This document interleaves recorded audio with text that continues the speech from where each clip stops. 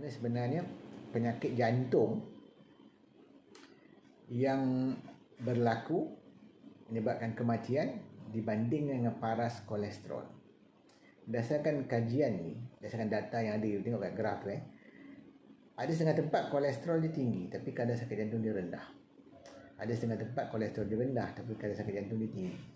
Basically graf di antara kadar kematian akibat sakit jantung dan paras kolesterol tak serupa langsung.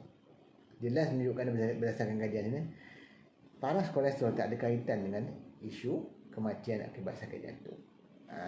Itu yang nak kita faham. Jadi kita selama ni duk salahkan semata-mata kolesterol sebagai punca sakit jantung, itu kurang tepat. Dan ini lagi satu data yang menunjukkan kadar kematian akibat sakit jantung dan paras kolesterol di 192 negara di dunia. So dekat dunia ni sebenarnya ada 192 negara. Senang cerita ni satu dunia lah ni. Tengok ada kaitan tak? Tak ada.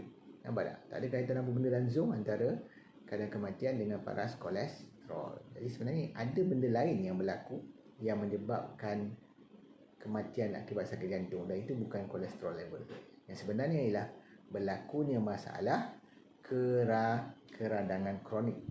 Keradangan kronik menjadi punca kepada masalah aterosklerosis yang menyebabkan saluran darah menjadi sempit dan akhirnya tersumbat. Dan itu yang sebenarnya patut kita kena faham dengan lebih detail. Keradangan pada dinding saluran darah yang akhirnya menyebabkan masalah aterosklerosis. Gula yang berlebihan juga akan menyebabkan hati kita menghasilkan kolesterol tinggi. So ada masalah dua di sini kan. Gula tu menyebabkan sakit jantung, disebabkan keradangan. Gula juga menyebabkan kolesterol tinggi. Sebab tu kadang-kadang kita tengok orang yang ada kolesterol tinggi, dia juga ada masalah keradangan yang tinggi sebab puncanya sama, iaitu gula. Gula juga menyebabkan gangguan kepada sistem imuniti atau antibodi tubuh yang menjadikan seseorang mudah mendapat penyakit asma. So gula berkaitan dengan asma, masalah alergik kan, masalah berkaitan dengan gatal eczema, macam lah berkaitan dengan gula. Sebab gula ni dia kacau usus kita lah. Sebab tu orang diabetik selalu ada masalah imuniti dia rendah, sebab gula yang tinggi tadi mengganggu probiotik dalam usus dan mengganggu penghasilan antibodi secukupnya oleh sel-sel limfoid di dalam usus kita. Itu asal. So gula ada punca pada banyak masalah-masalah kesihatan. Keradangan kan. Apa dia konsep keradangan? Keradangan adalah secara mudahnya apa yang berlaku dalam tubuh kita yang melibatkan sistem antibodi atau imuniti tubuh. Dalam konteks aterosklerosis, iaitu saluran darah menjadi keras, apa yang berlaku sebenarnya, yang permulaannya berlaku kerosakan pada dinding dalam saluran darah, iaitu dipanggil sebagai endotelium. Endotelium ni akan rosak, yang dipanggil sebagai endothelial dysfunction. Dan antara punca berlakunya endothelial dysfunction adalah kerana faktor AGE, penghasilan AGE oleh gula tadi, faktor trans fat dalam pemakanan kita, faktor merokok yang ada toksin, faktor stres. Ini banyak faktor-faktor ni boleh merosakkan dinding dalam saluran darah, menyebabkan endothelial dysfunction. Dan apa yang berlaku ialah kolesterol akan masuk dalam dinding tu. Kolesterol tu ialah LDL tu lah. Kita cakap kolesterol jahat tu. Jadi apabila kolesterol tu masuk, dia akan teroksida menjadi oxidized LDL.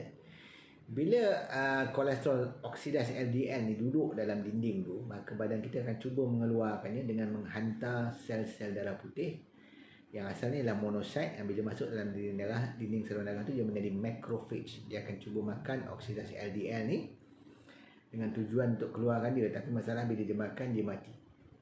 Dan datang satu lagi, makan lagi, mati lagi. Akhirnya berkumpullah sel-sel darah putih yang mati di dalam dinding tu, membentuk dipanggil macam bincut dalam dinding tu, dipanggil sebagai atherosclerotic plaque.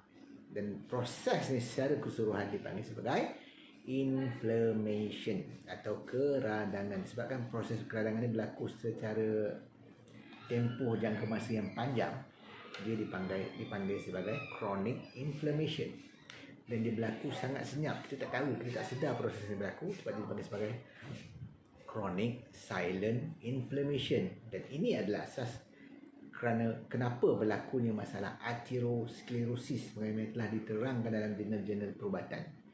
So, kalau kita nak mencegah sakit jantung, kita kena buat dua benda. Yang pertama, kita kena mengelakkan pengoksidaan LDL tadi, mengelakkan kerosakan pada dinding endotelium tadi, dan juga memulihkan proses keradangan ni secara umum. Sebab pengambilan makanan kita kena makanan yang tinggi antioksidan, kena mengelakkan makanan-makanan yang menyebabkan kerosakan endotelium macam gula, macam makanan proses, kan, macam makanan yang tinggi trans fat, margarine, creamer, vegetable oil dan sebagainya. Mengawal stres, sebab stres juga menyebabkan keradangan. Mengawal pengambilan tabiat buruk macam merokok, sebab itu semua punca-punca keradangan. Dan kita try reverse balik proses ni dengan cara mengambil makanan-makanan yang tinggi anti-inflammation, contohnya minyak sihat, sayur-sayuran dan buah-buahan. Itu secara asas konsep dia.